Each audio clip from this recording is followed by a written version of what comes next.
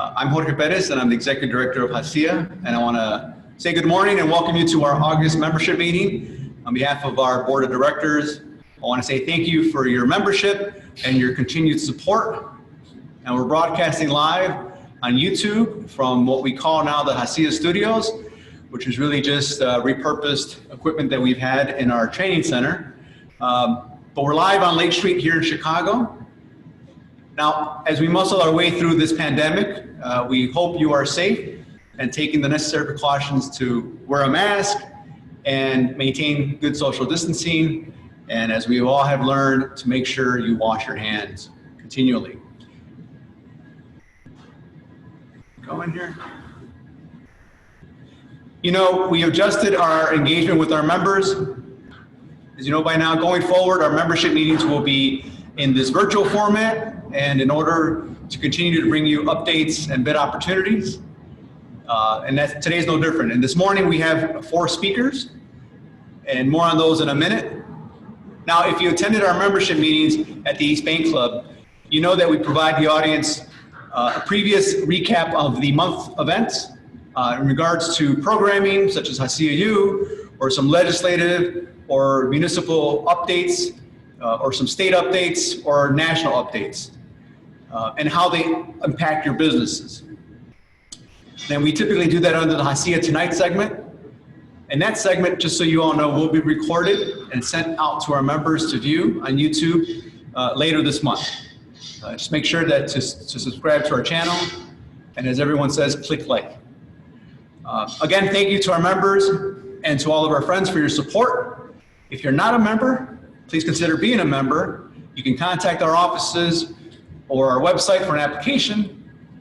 If you send your application now or during this broadcast, you will receive a 15% discount. 15 discount, 15% discount. And now everyone knows tomorrow is our 33rd annual golf outing at Silver Lake Country Club in Orland Park. And we look forward to seeing you if you plan on being there. If you can't make the event, you can still be a sponsor, or you can still be a supporter by sending a contribution to support HACIA. And your support and your contributions really help us operate our business and pursue our mission. I do want to give thank you to our sponsors for this membership webinar. And those folks are the following: Wintrust Bank,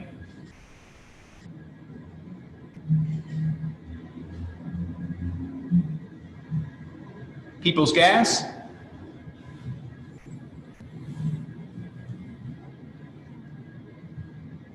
Bear Pro Paints,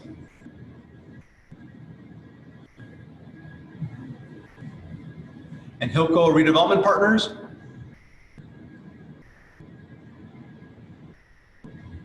ComEd,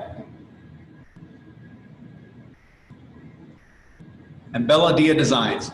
Thank you very much for your support for this morning's event. So what we'll do is just start off with our speakers off the bat. And first up, we have Sterling Bay to talk about their upcoming project at 300 North Michigan, and also the 1200 West Carroll project. We have a couple folks from the Sterling Bay team here to speak on that. The name I have here is Kiana Barrett, so I don't know if Kiana is starting us off, or if someone else from the Sterling Bay team can start. The floor is yours. Thank you. Thank you so much, and happy Tuesday. Good morning, everyone. My name is Kiana Barrett, Director of Diversity and Strategic Development for Sterling Bay. Thank you so much for the invitation, HACIA, for us to present on our projects today. I also want to take this opportunity to applaud HACIA for their longstanding advocacy to increase diversity and inclusion in construction and professional services. As you all already know, and I'll go ahead and, I don't know if our slides are showing. Not quite yet, Kiana. Okay. There you go. Are you seeing them now? Okay, very good, thank you. Once again, as you all already know, and you'll hear more today, Sterling Bay shares in the commitment to increase the participation of women and minority-owned firms in all of our development projects. by way of sharing our notices with our Diversity and Inclusion Council and assist agencies by hosting networking events, leveraging the outreach strategies of our GCs, and broadly circulating bid opportunities on our website and through all the 50 automatic offices. We are committed to meeting and exceeding our diversity and inclusion goals. I am pleased to be joined today by several of my colleagues in our development services team to talk about a few of our current projects, 300 North Michigan, 1200 West Carroll, and our Lincoln Yards Marketing Center. So without further ado, I will turn it over to Brian to start us off with 300 North Michigan. Good morning. Can everybody hear me okay? Yes. Yep. Great, great. So Brian Bazanis here, Vice President of Development Services, Sterling Bay. I'm one of the project managers responsible for the 300 North Michigan Avenue project. We're very excited to be part of this project and bringing it to the Mag Mile there. It's a multi-use high-rise building that has retail components on the first couple floors. The next 12 floors or so is a hotel component. It's a hotel chain called Citizen M. They're out of Europe, or the Netherlands in particular. They've come to the United States in the last several years. They've got 2 locations in New York City. They've just opened one up in Seattle. They're working on one in San Francisco, and they're doing 3 in Miami right now, they're building. And this is the first one of theirs in Chicago. It's they cater to the business travelers. They're a little bit smaller size hotel rooms, but very well appointed with a lot of amenities.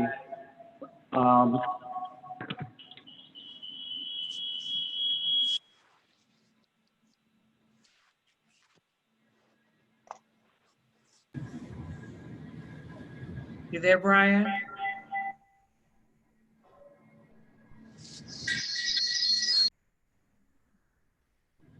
Brian, did we lose you?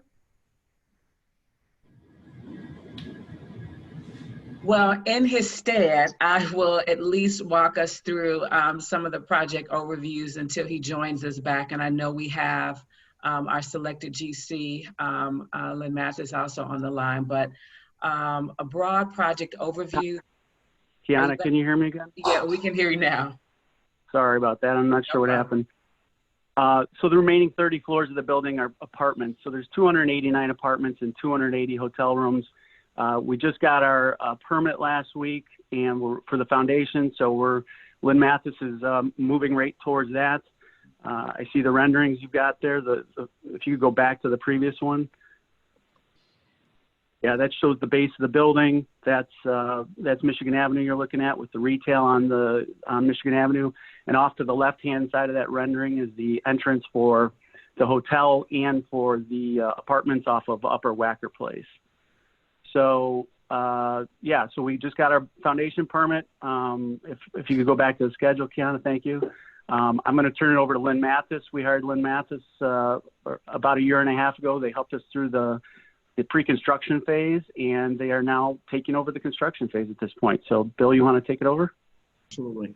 Hello, everybody. My name is Bill Griffith. I'm a DP here at Lynn Mathis and have been involved in this project with Brian since the onset in late 2018. Unfortunately, we had a long 1.5-year delay related to a number of things. The most recent, of course, is the COVID. But I congratulate the entire development team for being able to close this really exciting project in what are some very trying times, and we're thrilled to be part of it. Lynn Mathis has been a longstanding member with HACIA and with our history going back almost 30 years that started, and it still continues in major volume to include affordable housing, multifamily affordable housing in many of the Chicago neighborhoods. We're no stranger, I think, to working with HACIA, and we had reached out to HACIA from the very get-go when we were still competing on this project to let them know that we were doing initial preliminary bidding. That started again in October, November of 2018. We went through, because of the delays, we went through a kind of an updated formal bidding process in September of 2019. And of course, we just recently finally closed. So with that history, suffice to say, we're pretty baked in with a lot of the subs on this project, and our struggle has been to maintain pricing over the period of these delays. Lynn Mathis, again, has been no stranger to maximizing MDE, WB participation. And with regards to the city goals of 26 and 6, we've exceeded that, a path to exceeding that since the get-go of our involvement here. And more specifically with HACIA, I can report that we have engaged with them again in the initial bidding. The final bidding, we reached out to let them know that what's going on. And in August of 2019, there was a network fair that we co-sponsored with Magellan and Sterling Bay. Again, at which time HACIA was an invitee, and we were able to engage with a number of their members at that point as well. All of that led to where we stand right now is we had approximately 13 HACIA members that were solicited for bidding, and that was a combination of expressed interest and qualifications, et cetera. Of those 13 members, we had awarded or have currently awarded 4 subcontracts totaling almost 12% of the GMP. That's in excess of $17 million. So in our minds, we have we think, a pretty healthy involvement of HACIA members, as well as MDE and WBE firms looking forward to helping us get through this project as partners. I think, Kiana, hopefully that gives a quick overview. I want to leave time for our questions. If there's anything else you'd like me to touch on, I think Brian did a good intro to the project. We have started, we'll be doing caissons early next week, or actually starting late this week, and excited to finally be going on this thing. So. Thank you so much, Bill. We will. What's up? Yeah, can you go back one slide? Sure. So, despite what we think is a pretty good representation of HACIA members, we've made available contact information to Kiana and the Sterling Bay team, some of the numerous major subs, so that even though this project is essentially bought out, we believe in these kind of large projects, there always may be an opportunity for a smaller piece to be carved out. So we would encourage HACIA members that aren't up to speed on this or haven't been involved before to let us know if they are interested. We would do some training on that and then put them in touch with some of these major vendors to see if there is an opportunity to make a place for smaller sub or vendor participation. So again, doors never slam shut on something like this. We'll continue to try and accommodate whomever it is we reasonably can. Thank you so much, Bill. So we'll now move on, and thank you, Brian, as well. We'll move on to our project at 1200 West Carroll. Anthony? Can you hear me? We can. Okay, great. Anthony Rashowski, Senior Project Manager at Sterling Bay, running 1200 West Carroll. So 1200 West Carroll at the corner of Racine and Carroll in the West Loop is approximately 520,000 gross square foot office building, ground floor retail, second floor parking, and then about 10 stories of office with some amenities built in. This is a shot looking from the west back east. One of the sort of major components of the building that we're excited about is an entry plaza, as you can see there on the bottom of the image, that, you know, we've spent some careful time studying, you know, how a new building like this might adapt itself to accommodate potential tenant concerns about COVID in the future. And so that, along with some of the terracing that we're doing on the building, provides access to sort of open space and exterior. So it's a key piece of the design that I think lends, you know, quality aesthetic, but it also, is good from a tenancy and from a health and wellness perspective. Right now this is a shot of the ground floor. To provide a little bit of context, we just finished schematic design. We have been approved by Plan Commission, Zoning, and City Council for our plan development. So we're awaiting publishing. And we are likely in the next 2 weeks going to proceed into design development. We haven't engaged or we haven't committed to a general contractor yet. We're speaking with a handful that are helping us sort of check pricing at certain stages, and in the next major price check is at the end of design development, which I would expect to be in the month of October or November. And from there we would proceed into schematic or into construction documents, and I think hope to break ground in Q1 or Q2 of next year. But to the project itself, this is a shot of the ground floor. The main entrance is off of is off of Carroll there on the center of the plan, and you can see the plaza that we're very excited about on the southwest corner of the plan. Go ahead to next. This is a typical office floor. So traditionally we've done side-loaded cores that provide large expanse office space.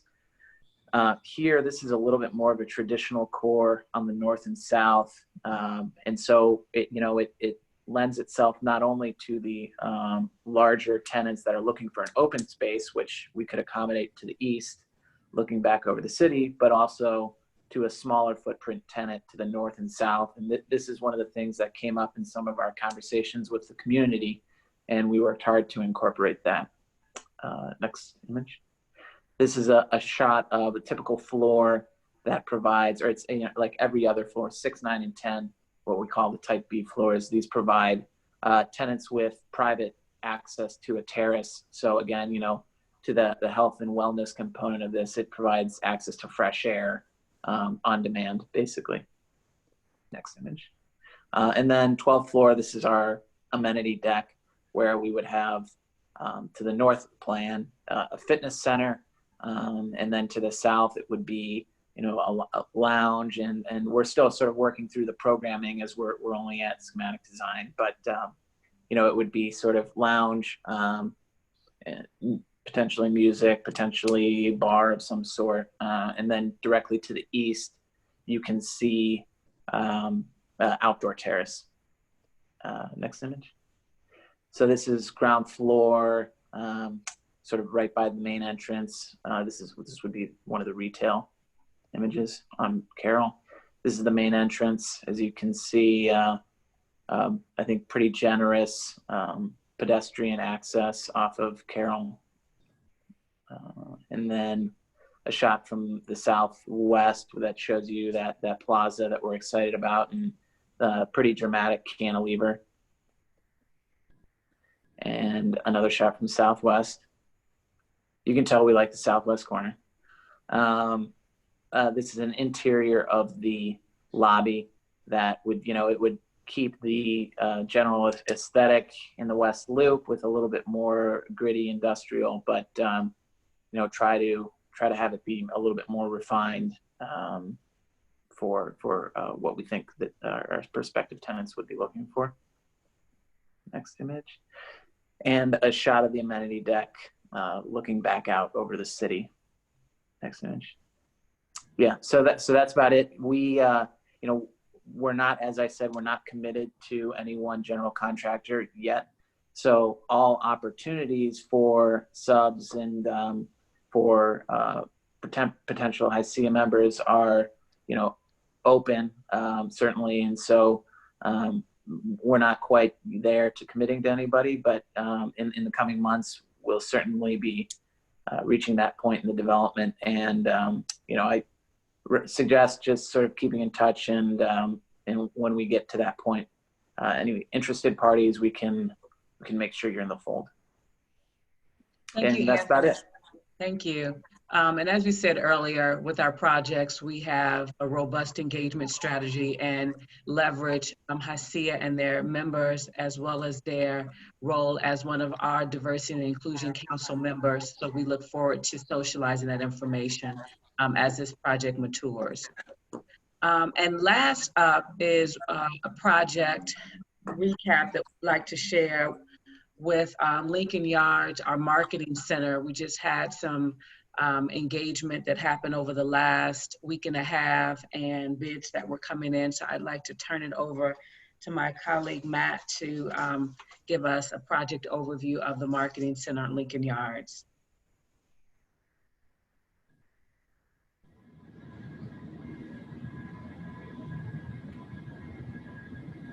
Matt, are you there?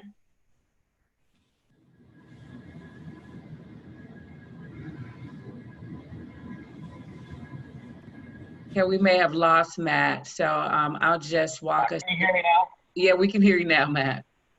Okay, now, sorry about that. No So problem. good morning. I'll keep this one short and sweet, but as Kiana mentioned, this is the Lincoln Yards Marketing Center up in the Lincoln Yards Development, Lincoln Park area. So right now we have an existing 2-story masonry building that was the old fire station. And so we are going to convert this building into a 6,000 square foot marketing center that will act as the tool to allow our leasing and marketing teams to start selling and touring potential tenants through future buildings and developments in the area. So as you can see, we are adding a 2,000 square foot addition and a viewing terrace up on top of the existing roof. The finishes, so this project is much smaller than the 1200 Carroll building and 300 Michigan that Brian and Anthony previously mentioned to you guys, but this is going to be a great tool for us to kick off future developments. Small but high-end finishes. So from left to right, you have first floor, which is kind of entry and queuing for potential tenants. Second floor, which is an interior model station and tech floor. And then leading up to the third floor, which is the interior and exterior terrace, and then a conference room for final pitch room. So these interior images, you can see the high-end finishes of the build-out we have planned for. So we want to kind of show our tenants of what our future buildings are going to emulate. And that's the tech floor with showing each of the models. And this is the material palette we plan on using. The GC we currently have on board is Blinderman Construction. They have been out to bid with subcontractors the last few weeks. They hosted a virtual webinar on August 6th, which some of you may have been on. Our plan is to mobilize construction in the coming 3 weeks. So call it mid-September, which will then last through February. And then this last slide is the couple project managers from Blinderman who are currently soliciting all the bids and then eventually carrying us through construction. So definitely open to bidding opportunities still. So those would be the contacts to send anything to. Thank you so much, Matt. Yep. Well, that wraps up our presentation. Thank you so much again for the invitation to present, and thank you for the longstanding partnership that we've had with HACIA and making sure that our projects are open and reflective of the makeup of our city. And we certainly look forward to strengthening our partnerships and making sure that updates and information on bid opportunities continue to reach your members in a timely way. And we look forward to moving forward. So if there are questions now, certainly we will entertain them, or if you'd like to send them to us at a later date, we can certainly field them and respond accordingly. But thank you again for the invitation. Thank you, Kiana. Appreciate that. We do have a couple of questions, and I forgot to mention at the very beginning, If folks viewing this have a question on a particular project, please wait until we get to that one and then just type it into the Q&A portion of the interface here. So we do have a few questions here, and Kiana, I'll bring it up. Regarding 300 North Michigan, are there any opportunities on the mechanical side? Have you reached out to GCs on that? This is Bill again with Lynn Mathis. The MEP portion of this project was committed to very early on because it's all design build on a very large scale building. There's limited people in the city that we have experience with and a comfort level with. So those guys have been online for, again, over a year and a half, working on this diligently. As I pointed out with one of the slides, and Kiana, I don't know if you could call it up again, we've provided the contact names of those firms and a contact person, many of them the owners of the firm, for all of the MEP trades that, yeah, she's flipping down now. And I assume that's going to be made available. It was in the early, there they are. So you can see here that these are major trades, including the MEP, that are let, and it includes all of the MEP trades there. The plumbing, sprinkler, HVAC is all by the Hill Group. Electrical is through JMS, low voltage M&R Electronics. That are, we would encourage if there's somebody that, these guys are all participating with MBE, WBE vendors and subs at various levels already to achieve the project goals.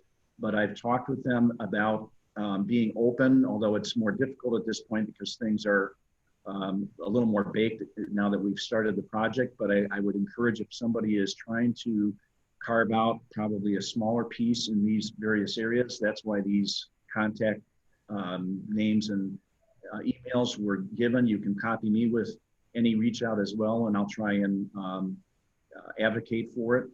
In addition to the MEPs, again, this list was some of the other major subs. The concrete was basically a design build from the beginning.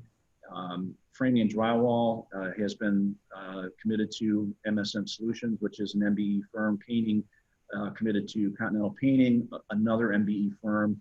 And windows is committed to Reflection Window and Wall, again, another MBE firm, and a Continental and Reflection are also HACIA members. So this information is out there, and if anybody's interested in just some general questions, my email is there too. Please feel free to reach out to me, or if you feel comfortable reaching out to any of these other groups directly, we can explore the answer to that question. Okay, we'll definitely get you that info. I think you just mentioned now that the painting scope has been awarded to Continental Painting. Yes, there was a question on that. Let me switch over here. Then there's a question on 1,200 grand. Are there any A&E opportunities for that project?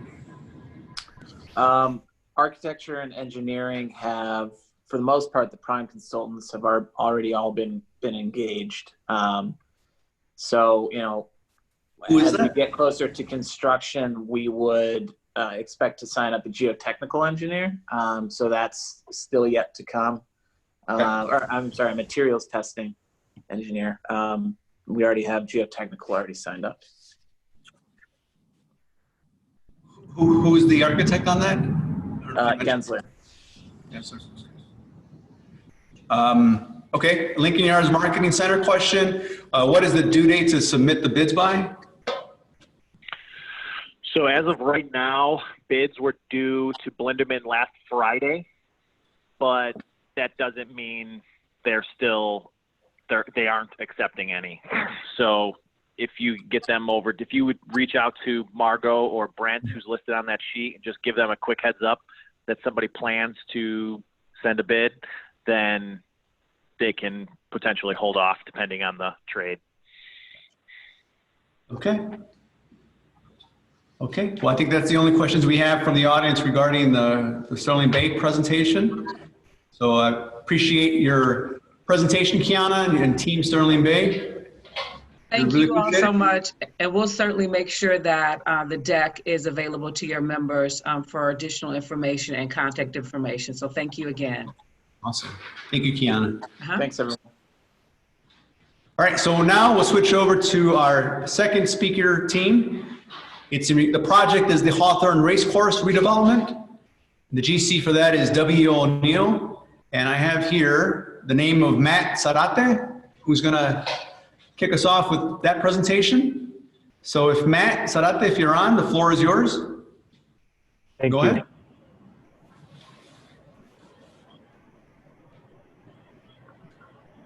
All right, can everyone hear me and see my screen all right? Yep. All right.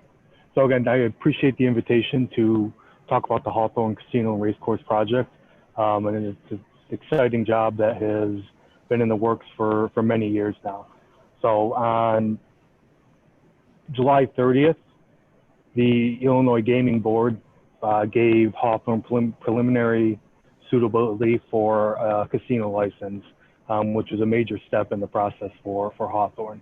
So a little bit of history about them is Hawthorne was founded in 1891.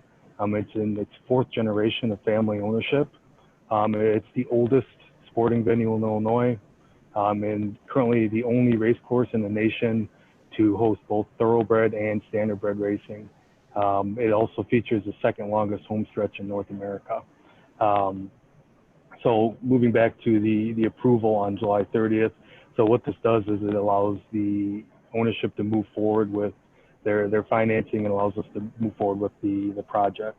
So the existing facility, it's over a 400,000 square foot facility. It'll be a complete renovation of the interior and the exterior. There's significant site improvements. It's over 100-acre property. There will be a new 1,600 space parking garage, a 45,000 square foot link building, which will link the parking garage to the existing building. There'll be a fully operational casino. So the new casino will be built out in the existing building. There will also be 2 additions that will go onto the existing building for the casino. In addition to that, there's going to be a state-of-the-art sportsbook facility, food hall with multiple dining options, off-track betting, improvements to the existing racing experience, not only for the general public, but also the participants of all the racing, the jockeys, the operations staff for Hawthorne.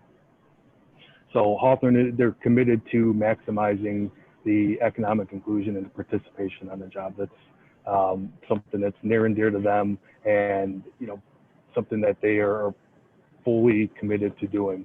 So we are hosting our first outreach event this upcoming Thursday. Hopefully your members have received that invitation. We've gotten a good amount of RSVPs thus far. So we will be providing a overview of the project. Tim Carey, who's the CEO of Hawthorne, will be there to provide an introduction, along with Kevin Klein, who's the CEO of Gaming. So they'll be able to be there to kick things off. We'll have an overview of the project and also be there to answer questions and provide some networking opportunities. So that is Thursday, and there will be an option to attend in person, or we will be doing it virtually as well, given the COVID precautions that we're having to take at this time.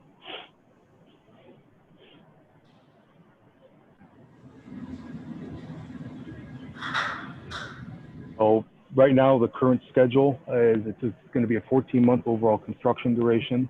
The expected start is October of this year. The upcoming bid schedule is to solicit bids for a majority of the job next week. And we have been, working on pricing over the last 8 to 10 months. We do have some trades awarded. Those are our mechanical, electrical, plumbing, and fire protection. And we are on, the 1 yard line with some of our other major trades, the curtain wall, glass and glazing, our steel package, and elevators. Other than that, none of the other packages have been awarded.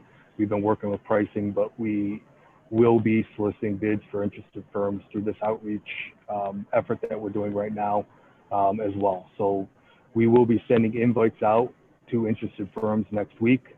We anticipate about a 4-week bidding period.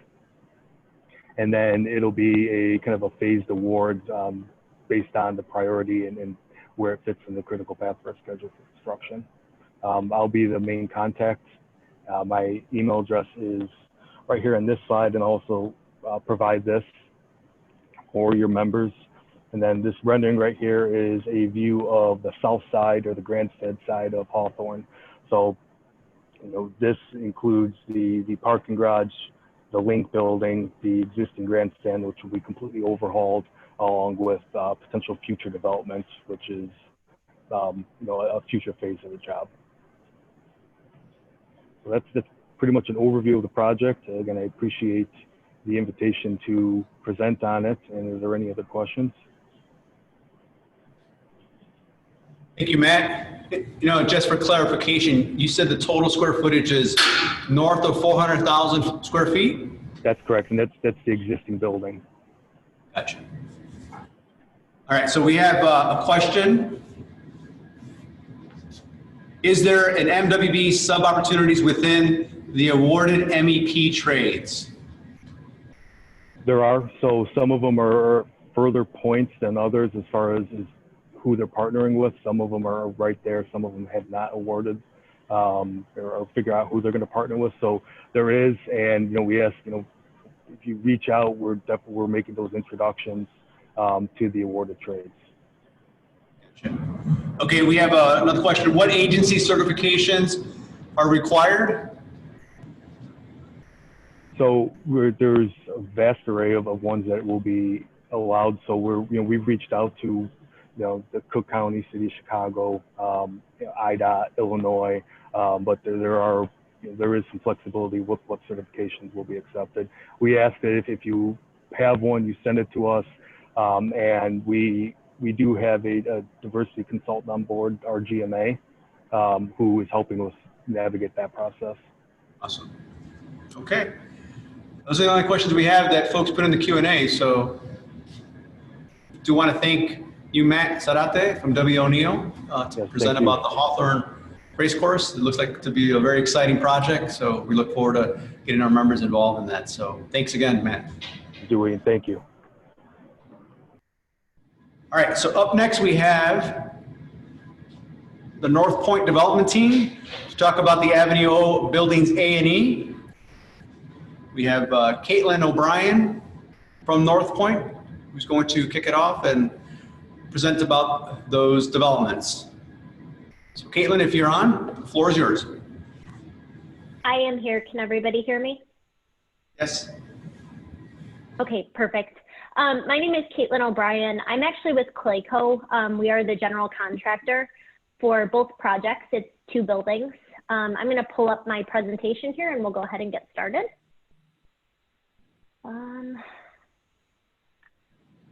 Give me just 1 second here. Having a little difficulty with that.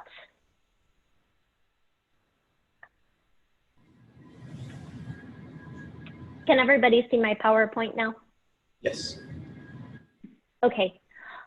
So again, my name is Caitlin O'Brien. I'm the project manager with Clayco for the North Point Commerce Park Chicago project.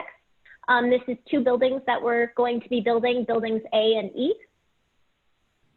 So just to give an idea of the project location, the Commerce Park is located on Chicago's southeast side in the 10th Ward.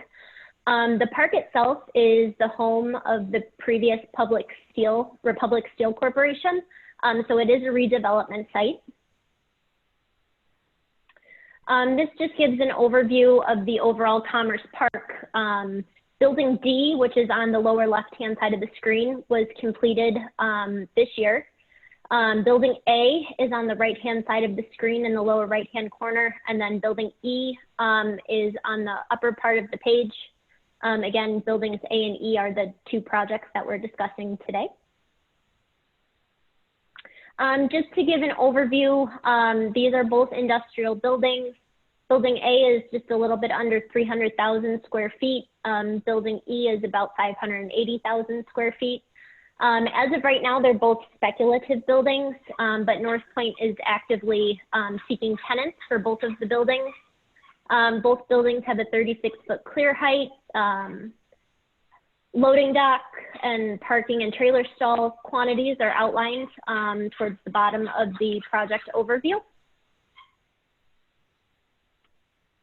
Our project-specific requirements, so we're looking to exceed 27% MBE, 7% WBE. Our project also has a city residency requirement for 50% of our workforce hours to be city residents. And then we are also looking to have a 10% of our workforce to reside within the 10th ward, which again is the community in which these projects are being built. Our compliance programs with the city, we're going to be utilizing LCP Tracker as well as B2G Now for those who are familiar with those. Karen Howell is Clayco's Director of Diversity and Inclusion. She unfortunately was unable to join today, but her contact information is listed on this slide. And feel free to reach out to Karen with any questions regarding our project-specific requirements. The packages that we have to be awarded on these projects are site concrete, building concrete, masonry, carpentry and drywall, doors, frames and hardware, overhead doors, glass and glazing, painting, and dock equipment. My contact information is below. Feel free to reach out to me if you would like the opportunity to bid any of these project-specific scopes. And then finally, we just have an outline of bid due dates. The Building A and Building E projects are going to be run a little bit staggered. So Building A is going to be slightly ahead of Building E. And then we're looking for bids due back within the next 2 or 3 weeks on these scopes. I believe that's all I have for today. Does anybody have any questions regarding either of these projects? All right, Caitlin, we do have one question. It says, when bidding, is bidding to be submitted by building or to both? So we've been taking it both buildings. And the idea would be if we could award the 2 buildings as a package, I think that would be beneficial for everyone.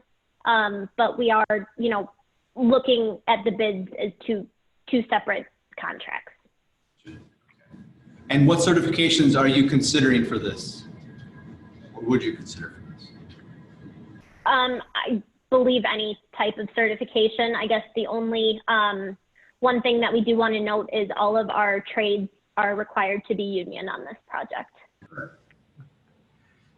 And just as for full disclosure, HACIA is a consultant on this project in regards to the M&W. So for that question, the certifications are the City of Chicago's and Cook County. All right. Thank you for clarifying that. You got it, Caitlin. Anyone else?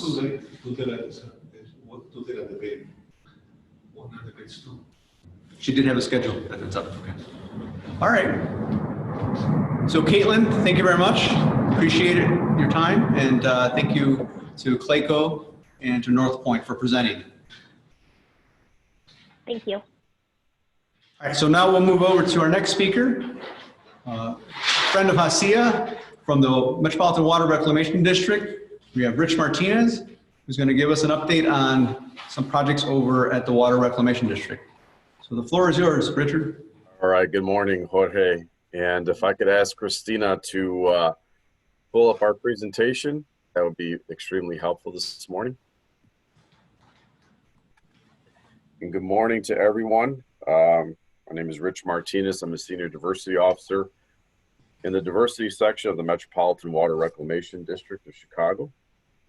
And great to be amongst friends at HACIA. And I bring welcome and greetings from President of the Board, Carrie Steele, Vice President Barbara McGowan, Finance Chair, Commissioner Frank Avila, our Executive Director, Brian Perkovich, and our Diversity Administrator, Regina Berry. And just let me know when Christina is ready, or Juan is ready.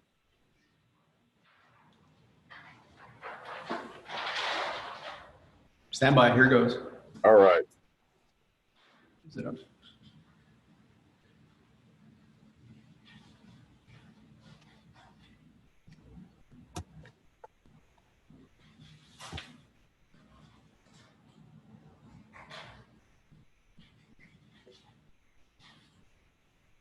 All right, awesome. Thank you very much. Appreciate that. So as we begin, also Jorge and staff, please feel free to share this deck with your membership. Absolutely. My email address, as you see, is martinezr@mwrd.org.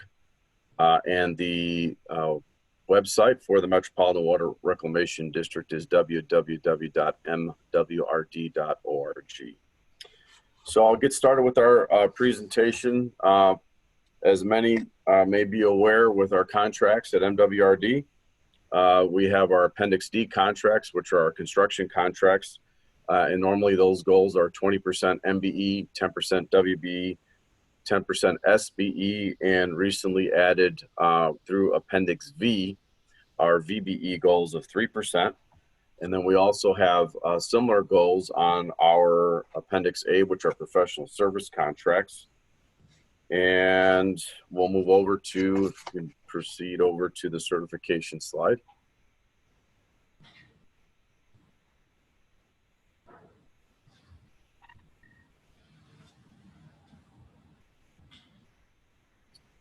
One more.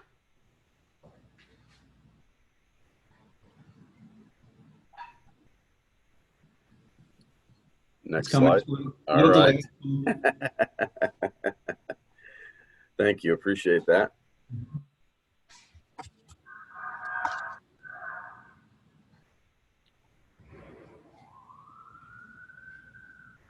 All right, certification. So I see our link is not showing up there for some reason, but when you go to our website, you can go to doing business with us and either click on the affirmative action link or the procurement link, and you'll see that there's a online vendor application, and there's a link there. So in the deck, you'll see what that link is that you can click on. Next, I'd like to talk about our intergovernmental agreements and those contracts there. So as I've spoken to HACIA membership about in the past, we have a series of intergovernmental agreements with either other government agencies or suburban municipalities in cost sharing projects related to stormwater and flood control. And so the goals on those contracts are 20% MBE, 10% WBE, 10% SBE, and 3% VBE. And go on to the next slide. And so just as a reminder, on these particular projects, MWRD is contributing a set number of dollars towards these contracts. So you'll see here, for example, 18 IGA 03, which is actually a Green Alleys contract in the 10th Ward. So that's with the city of Chicago. And then you'll see IGA 02, 18 IGA 33, expansion of existing detention basin in Orland Park. And so just as a caveat here, the suburban municipalities are responsible for the bidding of these contracts. And we include our MWBE language into these contracts. And then the goals, our goals are applied to the district's financial contribution. So for example, on 18 IGA 33, the district's contribution is $558,000. So the 20, 10, and 10 and 3 would be applicable to that amount. And then we do monitor those contracts for compliance. Next slide, please. You'll see a couple of other projects, IGA projects that we have. 20 IGA 03, you'll see a green alley on 119th place, metro station parking lot, a bioswale, and some additional work at the metro station. And then we have 18 IGA 12. And so at the beginning of this year, I sent to HACIA kind of a look ahead for all of the IGA projects that were going to be awarded in 2020. So I strongly encourage your membership, Jorge, to be on the lookout for the suburban townships and villages. Their particular bid lettings for some of these projects, and that MWRD diversity language will be included in those particular projects. Next, we have some upcoming stormwater projects. So these are directly bid by MWRD. And the first one is the Stream Bank Stabilization Project. And this is a project that's going to be in Markham. For those that are aware and do work with MWRD, we utilize our contract number. So this is contract 10-882-BF. I'll wait for that to come up.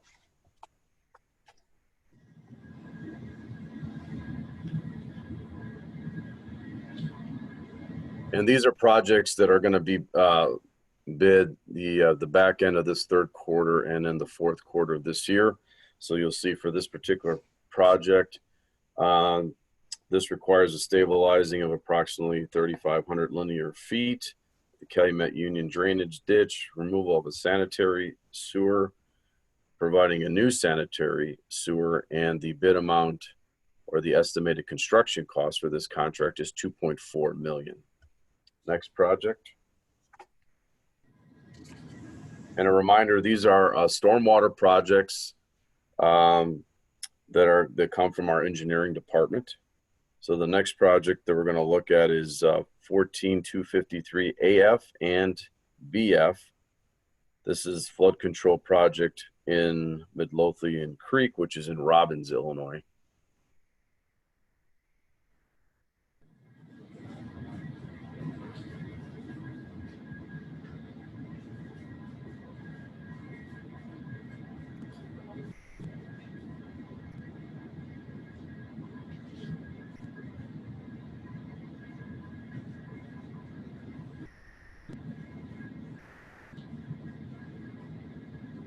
All right, awesome, thank you.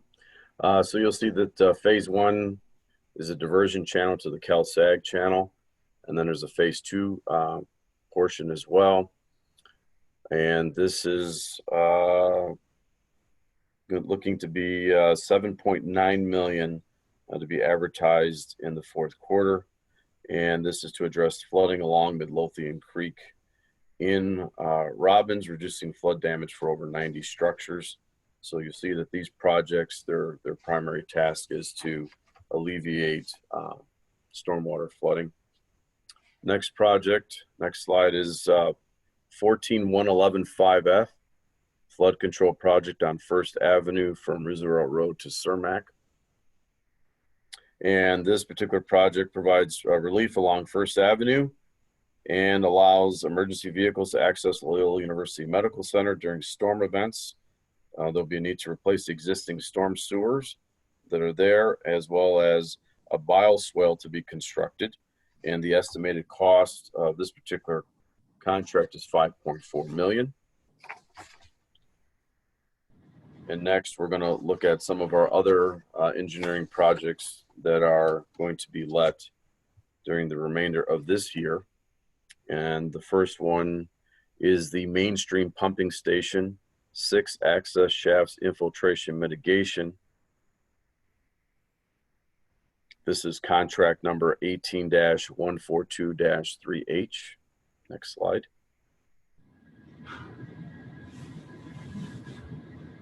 Awesome, thank you.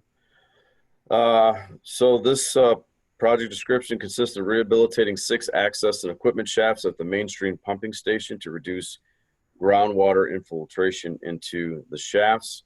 An estimated construction cost for this is $1.8 million. Next project, next slide, is the North Side Sludge Pipeline Replacement Contract 07-027-3S. Project description here is to replace section 1 of the existing Northside Sludge Pipeline and rehabilitate 42 existing structures in the villages of Skokie, Lincolnwood, and the city of Chicago. And the estimated construction cost of this contract is $16.3 million. Next slide and next project is contract 19542-3M. And you see those little letters at the end there that M would signify this is a mechanical project. Central boiler facility and electrical upgrades at the Hanover Park water reclamation plant. So the previous projects, as you saw, the stormwater projects were off-site. These particular projects are located on our district plants. So this project calls for removal of 2 natural gas boilers from the pump and blower building, removal of 5 digester gas and boilers from the digester complex, build a central boiler facility, replace equipment and all that goes with that. And that one I'll have to get back to you on the estimated contract amount, but that's going to be led towards the back end of the 4th quarter. And then we do have one professional service RFP that's out on the street. Next slide here. This is 20-RFP-16. Professional services to conduct facility needs studies for the Hanover Park and Lamont water reclamation plants. Estimated cost is $1.6 million. And our affirmative action goals are applicable to that particular RFP. I believe this one is going to be advertised September the 9th and awarded sometime before the end of the year. Next slide is just some diversity section updates from the Metropolitan Water Reclamation District. Wanted to remind everyone of our job order contract. It's not on the slide there, but our prime contractor is McDonough Excavating. That budgeted amount is about $4 million annually, and affirmative action goals of 20 and 10, 20% MB, 10% WB are applicable to those smaller projects. Update on our affirmative action ordinance. It has been extended. You can leave it right there. Thank you. Has been extended to December of 2021. So there's going to be some upcoming study sessions conducted by our Board of Commissioners, which our assist agencies such as HACIA and your membership will be invited to participate in, to give suggestions and recommendations of ways that we can further improve our affirmative action ordinance and strengthen our ordinance to serve our community. There's also been an initiative by the Board of Commissioners for us to explore policies regarding LGBTQ and disabled-owned businesses. So that's something that we're going to be working on for the next year. There's also a new online bidding software that's being utilized by our procurement department, and that's called Bonfire. I'll get to that in a minute. And then we have the PRISM compliance monitoring system that we are currently in the pilot stage, and we are probably first in goal as far as looking to go live on district contracts with affirmative action goals, be utilizing the PRISM compliance monitoring system. So looking forward to that. And then if you just go to the next slide, just to go back to the online bidding, strongly encourage our prime contractors and bidders to take a look at this, and you can find more information on this both in the bid documents and also on our MWRD website under the procurement department.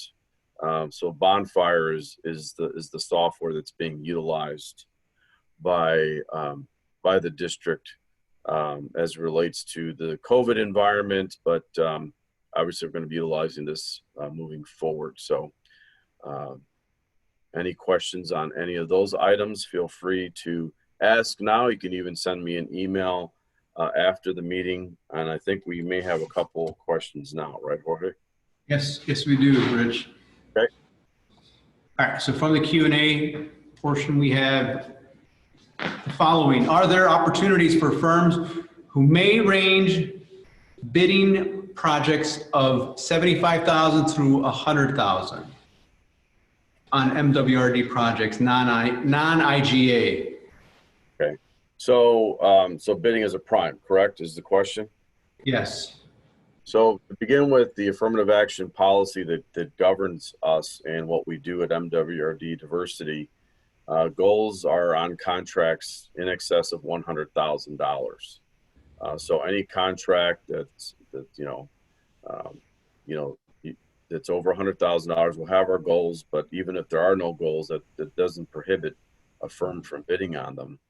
And obviously, there's some advantages for an M or a WBE to bid as a prime on some of those projects if the affirmative action goals are applicable. Gotcha.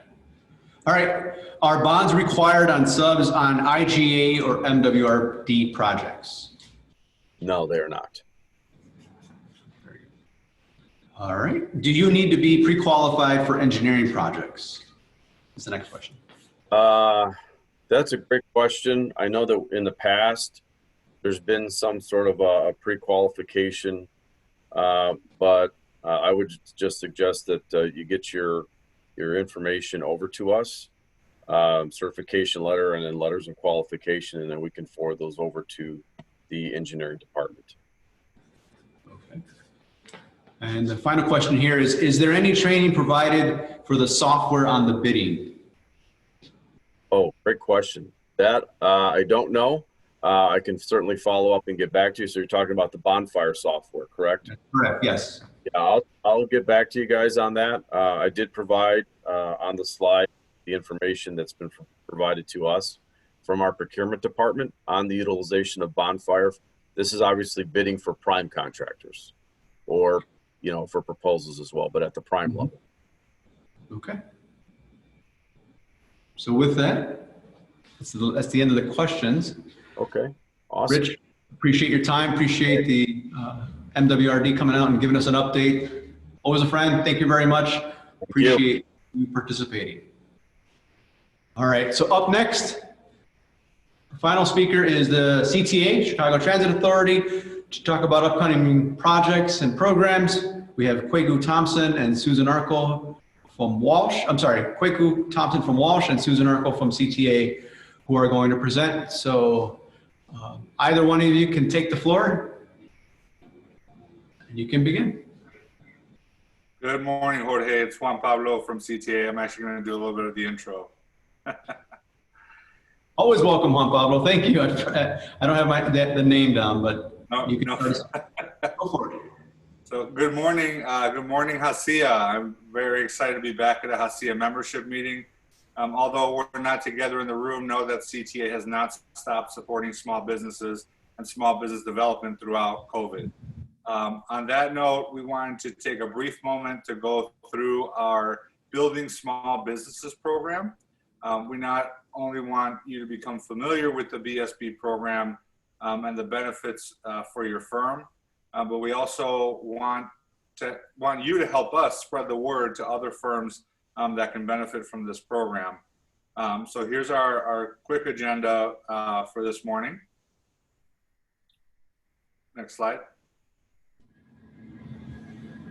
Again, we want you to learn a little bit more about the Building Small Businesses program, demonstrate the membership, the benefits to your firm, and also help us spread the word. And I know this point will be made later in the presentation, but I do want to stress that CTA only has a disadvantaged business enterprise program, or DBE. If you are not certified as a DBE, please submit your application to IDOT, City of Chicago, CTA, Metra, or PACE as soon as you can, so we can get that started. If you are certified, make sure you're looking at your NAICS codes and apply for expansions if your business has grown in capabilities.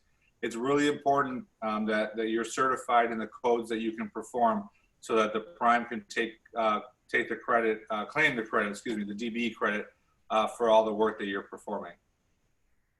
Next slide. So BSB, Building Small Businesses, is a collaboration between CTA, our RPM prime contractor Walsh Floor, and LISC Chicago. This team is dedicated to helping firms grow in financial capacity. We're targeting firms that are in the construction or construction-related fields, but all are welcome. Kwaku and Suzanne will walk you through the specifics of the program, so please make sure if you have any questions, you ask them. As a reminder, Diversity Programs is your #1 advocate within CTA, so please do not hesitate to reach out if you have any questions. And what makes this program, I think, unique is the collaboration between government, the prime contractor, and the nonprofit. We also have, as one of our partners for the technical assistance within the program, HACIA. They're teaching a 13-week cohort training. And we also have SOUL, Sustainable Options for Urban Living, which has been helping us with back office support for some of the firms. So it's a great program. And with that, I'm going to turn it over to Kwaku to kick off the specifics. Good morning, everyone. My name is Kwaku Thompson, and I'm the diversity manager for the Walsh Floor Design Build team. So again, I want to thank all of you for joining today's meeting despite the daily hurdles that all of you are facing due to COVID. I also want to take this opportunity to say that success takes the consistent support of multiple actors, and I believe that HACIA and CTA truly exemplify advocacy in that regard for small minority business development, as well as local hiring initiatives. I'm also grateful that Walsh Floor shares the same commitment, which is why we have a dedicated diversity team for this project. So before turning it over to Suzanne Arkle, our dynamic DBE subconsultant, I want to give a brief overview of the project, including construction updates, our procurement process, and some upcoming bidding opportunities. So turning over to this slide, this is, as all you likely know, this is the largest capital improvement project in CTA's history at $2.1 billion. And as a design build procurement process, there are 4 critical elements to this project, including the pre-stage work, which is dedicated to track realignment and signal work in anticipation for temporary stations, as well as the red-purple bypass flyover, which essentially is the creation of a flyover on the north side of the tracks at the Belmont station to reduce traffic congestion of the 3 lines coming through the Belmont corridor. And then the LBMM component, which is essentially the rehabilitation of 4 stations, including Lawrence, Argyle, Berwyn, and Bryn Mawr, as well as the inclusion of ADA accessibility, and then the corridor signal improvement from Fullerton to Howard. So this is just to give you a high level view of what construction has happened over this past year. We've completed the deep foundation construction, which is the photo to the left here by our contractor Nicholson. And then we've also just wrapped up our second extended reroute work that has allowed us to complete some of our pre-stage. So that essentially has been the track level work to reroute the trains, as well as building new signal houses on the north side of the Thorndale station and to the south of the Wilson station.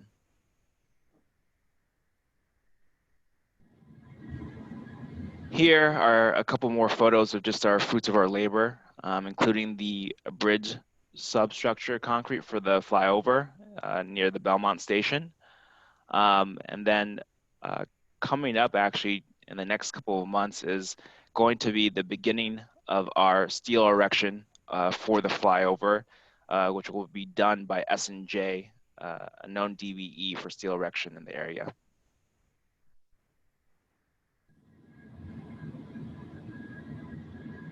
So as Juan Pablo mentioned, CTA as well as Walsh Floor is dedicated to maximizing minority participation for this project, both from a small business contracting perspective, as well as workforce goals. So, we are completely committed to meeting and exceeding our 20% design phase DBE goal for this project, as well as our 20% construction phase for this project. To date, Stantec, our design lead, has 21% in design subconsultant DBE participation for a total of $17.7 million awarded to 14 DBEs. And to date for construction, Wash Floor has contracted with 40 DBEs for over $115 million in awarded contracts and forecasted contracts. So what does pre-qualification look like here? It's not meant to disqualify individuals. It's rather a way to connect all of you to opportunities as they continue to develop, given that this is a design build and we are only roughly 60% through design right now. So I would heavily encourage all of you to visit our website, www.washfloorrpm.com, to not only download our pre-qual form, but to learn of upcoming opportunities and then recent contracts and who they've been awarded to. And this is this slide here is just to illustrate some of the opportunities. So not only does this slide illustrate lettings upcoming directly from Walsh Floor, but it also shows lettings that are on the forefront for Mead, our prime electrical contractor, as well as Stantec, our lead designer. I just want to mention that Mead is committed to $35 million in DBE attainment, and they actually have already a few DBE contractors and suppliers on this project, but as you can tell from the Mead column, there's still a substantial amount of opportunity left. And then going back to the Wash Floor column, the scopes highlighted in yellow will likely be out within a week or two, and the scopes highlighted in green are already in the market right now. And what we do typically is that we send these invites to trade associations such as HACIA just to get the word out to the membership. But then we also do our best to email the opportunity directly to all of you. So, at the conclusion of this presentation, this entire slide deck will be accessible for you to review. But I just want to let you know again that Wash Floor's diversity team is here to engage often, and we are here to provide service to you and hopefully allow you to be successful not only for this project but throughout the Chicagoland area. So without further ado, I'm going to turn it over to Suzanne Arkle. Good morning, everyone. I'm very excited to be here because we are going to talk about some avenues to help build your business financially. You know, you've heard from the speakers, and all of the speakers are talking about opportunities, opportunities, opportunities. But at the end of the day, if you don't have your back office support, if you don't have the mobilization or working capital to really finance and I say finance because sometimes the project's payment may not be as quick as you would like it, but we want to talk to you about a program that started with CTA. It's called Building Small Businesses Program, and it's a partnership with CTA, Walsh Floor, and LISC. What we want you to do is to really build your capacity so that you can compete on the projects. And I just love our photo. That is our first session that we kicked off. We are a very, very diverse organization and collaboration, and we want to make sure that you are going to be successful. The pillars of our program are very simple. It's providing some financial guidance. I'll talk a little bit later about what that means. A capacity assessment. At the end of the day, if you don't know your baseline, if you don't know where you are as a company, then how can you really improve? We have as 18-point capacity assessment to help you to understand and help us to understand how we can support you with loan packaging. Then we also do this through education and training. Education and training are always going to be the pillars of any program, because we have financial workshops, we have cohort construction training that, as Kwaku mentioned, HACIA is providing, back office support, SOL is providing. And at the end of the day, what we have found for many of our small businesses wanting to apply for a loan, it's your credit. Your credit, and so we have an avenue for you for credit repair.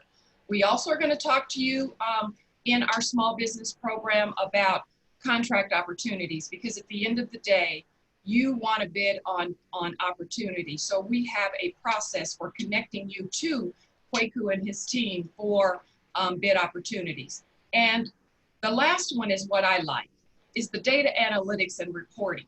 You know, you can talk about how successful a program is, but if you don't really have the data to show it, it's not going to be repeatable and it won't be sustainable. So we have embarked upon a pretty sophisticated data analytics and reporting program. Much to be seen. We're working on it now, but I'm extremely excited. Next slide, please. So this, it is a pilot initiative that started out on the RPM, but our goal is for this program to be used on all of CTA's projects. And what we're trying to do and what we want to do is to make sure that we are fully tweaking all of the things to make sure that we are supporting your effort. So the program is very simple. It starts with a 2-hour workshop, and after the workshop, and the workshop basically gives you all of the ins and outs of how loans work. And I say loans and then different kinds of financing options. We then schedule that one-on-one interview with you, which is the capacity assessment. It is very, very confidential. And I shouldn't say very, very, but it's confidential. We know that this is very important information that you don't want shared with CTA, with an owner, and you don't want it shared with the prime contractor. It is kept, I don't even see the information. We have a banker, the partner, Derek Brown, who is, and his team provide all of the assessments. He will then make a recommendation for loan packaging and placement. And once that has occurred, we provide the tracking, the servicing, and then facilitation to ensure the loan repayment. But at the end of the day, we make a commitment to really walk you through the process. You know, during COVID-19, there are tons of resources and a number of emails that I'm pretty sure everyone's received. I'm a small business, so I've received a lot. But many of those direct you to a link or to a website.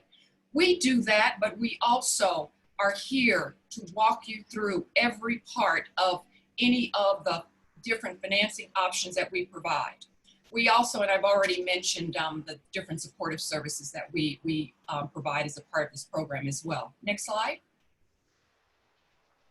So the financial readiness assessment evaluates your capacity, because at the end of the day, a bank wants to know, or a lender, I should say, or a financial institution, how are you going to pay this back? What is the purpose? Can you be trusted to pay the loan back? And there goes that character. You know, these are the 5 C's of credit. And then collateral. Can you pledge an asset? And then how much have you personally invested? You know, these are the things that many times appears to be an obstacle when looking for financing. But we make sure that we walk you through this and you understand. And Derek, in my humble opinion, has actually been a little bit of an angel out here, ensuring and getting people financing. And of course, what we do in this assessment is identify your interest in bidding opportunities. The other thing that's not on here, but we also ask whether you're union or not. And one of the reasons that we do is to make sure that if there are any issues with dues or even joining a local, we want to know that, because again, we're connecting this piece to bid opportunities on the RPM. Next slide, please. So after the assessment, what we do is we categorize DBEs into the following categories. And there's tier 1, 2, and 3. Tier 1, you're ready to get your package prepared and to submit it. I would say out of all of the firms that we meet with, we have probably 28, 30% that fall into this category. There are always certain things that you need to have to sort of shore up your financial capacity, and we help you to do that. Tier 2, you are seeking financing and supportive services, but there may be a few things that you need to resolve. For instance, if you have a credit score that's less than 680, that unfortunately is going to be a little prohibitive in terms of applying directly. But not to worry, as I mentioned before, there are resources that can get you, if you follow them and if you actually respond and get back to us, there are resources that will help to improve your credit score fairly quickly.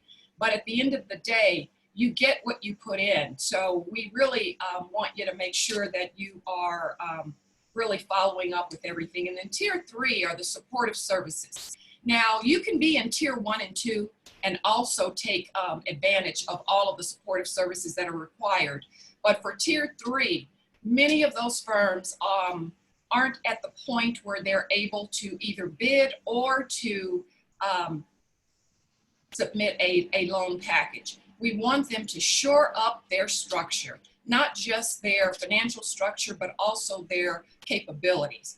And the training that they're receiving and the back office support has been absolutely incredible. And we'll have our first graduates, I think in September, coming up fairly soon from our cohort construction training. Next slide.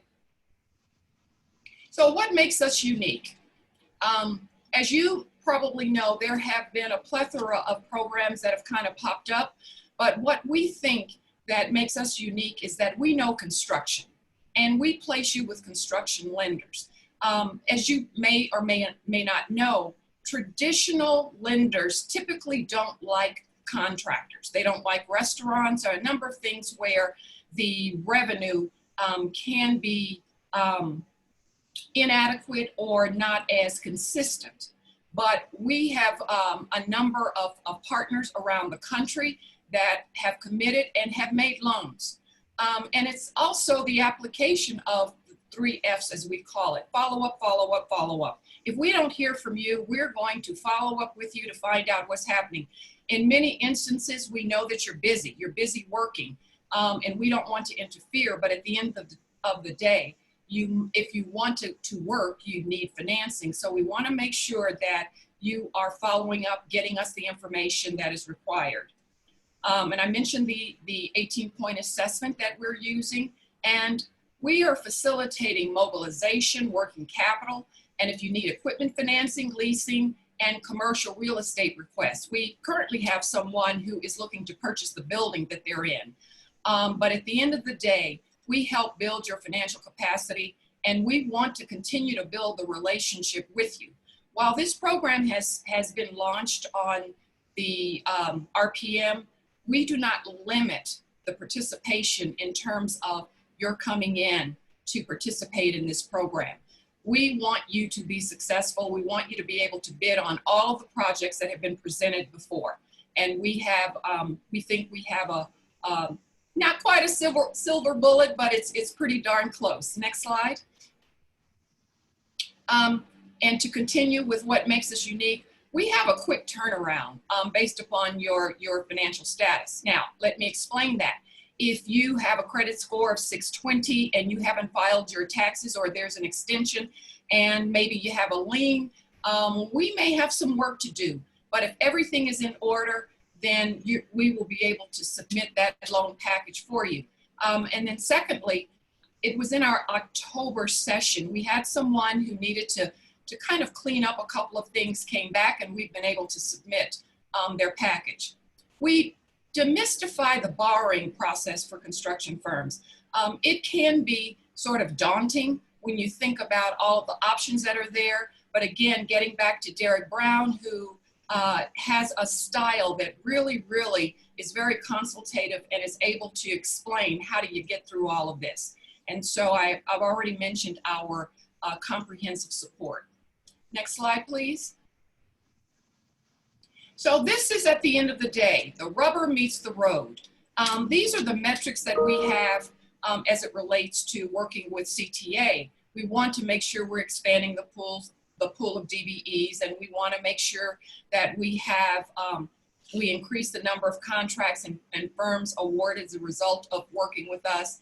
And we want to expand the opportunities to you for working on projects at CTA, RPM, Walsh Fluor, and other firms. But I'm very, very proud to tell you now at the end of the day, if this were, I would say 8 months ago, we had no success stories. But to date, we have made $4.5 million in loans, and we are working with 14 firms. We have also been able to place firms with the CARES Act, that's COVID and the PPP money, PPP financing. So if you have not already done that, we are here to support that effort, and I'm very excited about it. So I believe that if you have any interest in participating in our program, our next workshop, and it's virtual now, is October 8th. And if you're part of HACIA's, if you're a member, or even if you're not a member, we will definitely send a flyer and an invitation to you so that you can participate. And with that, I will turn it over. Thank you.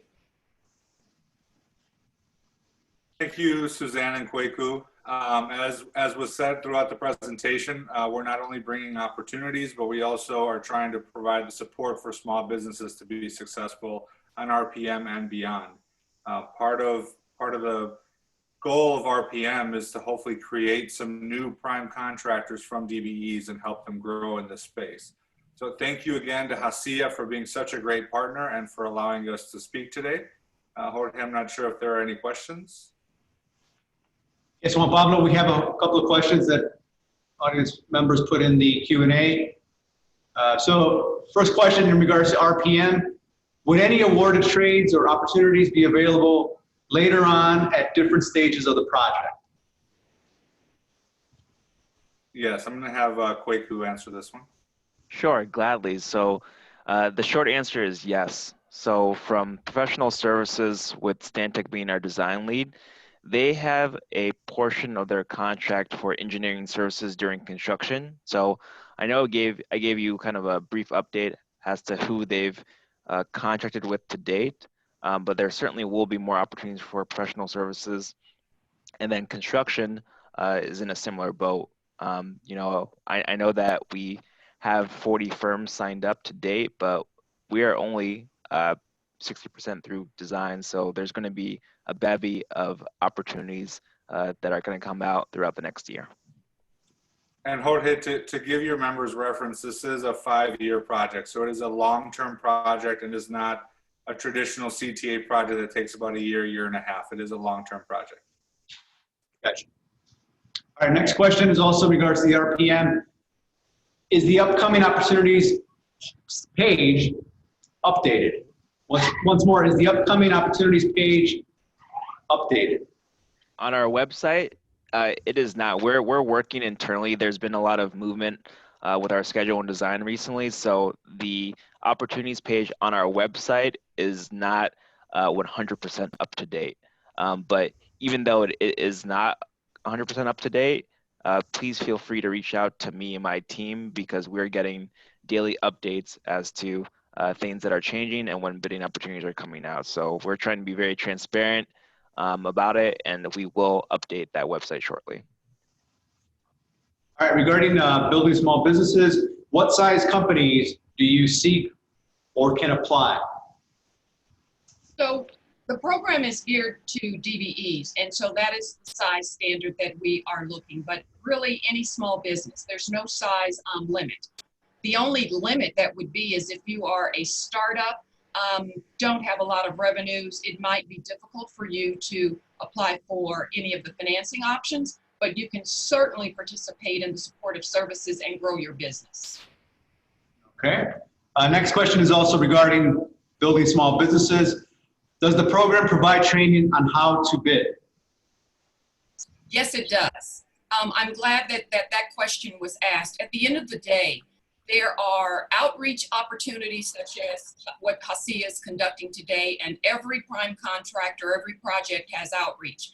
But if you cannot connect to the procurement opportunities, you know, that's a challenge. So if you attend the Building Small Businesses program, one of the things that actually happens, we ask, as I mentioned on the 18-point assessment, the areas of bidding opportunities that you're interested in. We literally take you and connect you with the discipline leads at Walsh Floor. You will have a meeting that's set up for you. Now you have to come prepared, of course, but that's one way to sort of circumvent the, I shouldn't use the word circumvent, but to help leverage the process. You know, come join us at BSB and you get connected directly into the bidding opportunities. Gotcha. All right, and then final question is regarding the Building Small Businesses. How long is the program and where is the training provided? So the program, so I'm the consultant on the program, and my hope that it is for the full 5 years.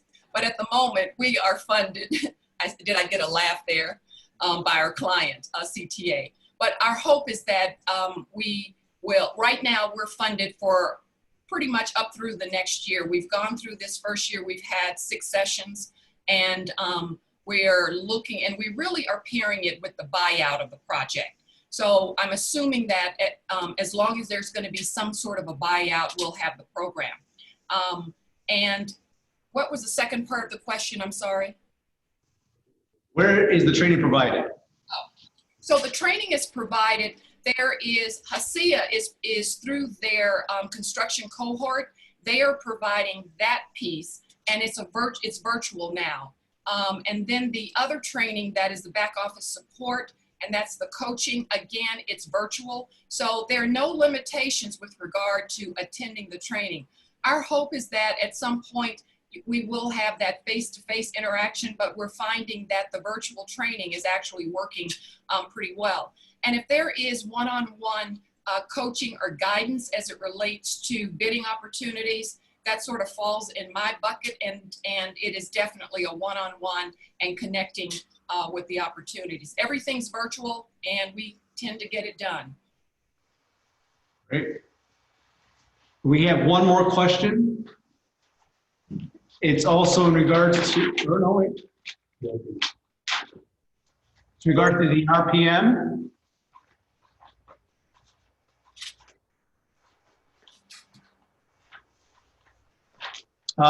Who is the contact at Stantec? So the contact is Carla Artis. She's the National Director of Diversity for Stantec. But again, reaching out to JP, Suzanne, or myself, we will be able to put you in contact with Carla. Okay, well, that's the end of the questions. I want to thank CTA and Walsh Floor, Quaco, and Suzanne. Appreciate it very much. Those great updates on the programming. So that brings us now to the end of our membership meeting. We are at the end. I want to thank the 5 speaker teams that presented to us this morning. Appreciate it very much. Again, this video will be available on YouTube in just a few hours. Also, I want to remind everybody that our golf outing is tomorrow, August 19th, over at Silver Lakes Country Club in Orland Park. We look forward to seeing you there. It looks like it's going to be a great day. So on behalf of our board of directors, I want to thank you for your membership. I want to thank all of our sponsors for this morning. Please make sure to keep social distancing, wear your mask, and wash your hands. So until we see each other again, have a great day. I'm Jorge Perez, and talk to you soon.